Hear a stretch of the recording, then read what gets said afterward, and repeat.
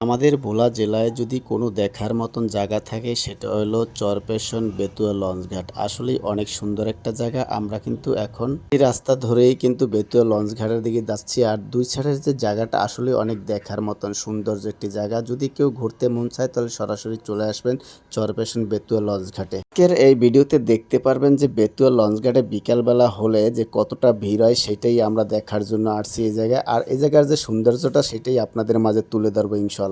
অবশেষে আমরা বেতুয়া লঞ্চঘাটে পৌঁছে গেলাম। এসেই দেখি কত মানুষ নদীর কিনারে বসে বসে নদীর ঢেউ দেখতেছে। আসলে কারণ হলো একটাই, যখন বিকালবেলা সূর্যটা পশ্চিম দিকে যায় নদীর কিনারটা অনেক শ্যামা থাকে, তাই এখানে বসে বসে নদীর ঢেউ দেখতে অনেক মজা লাগে।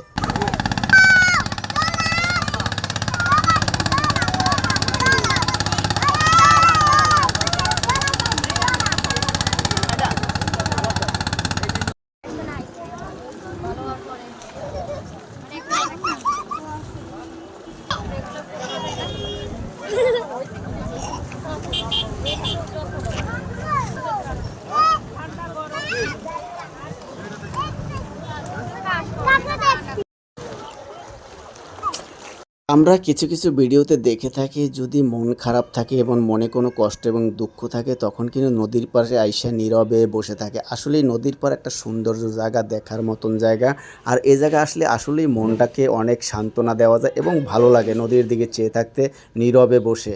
আসলে এখানে এসে কিন্তু আমরা নীরবে বসে থাকি নাই, সবাই এক জায়গায় বসে কোন আনন্দ ফুর্তি করেছি। আজকে আমাদের ভিডিওটা এই পর্যন্তই। সবাই ভালো থাকবেন, সুস্থ থাকবেন, আল্লাহ হাফেজ।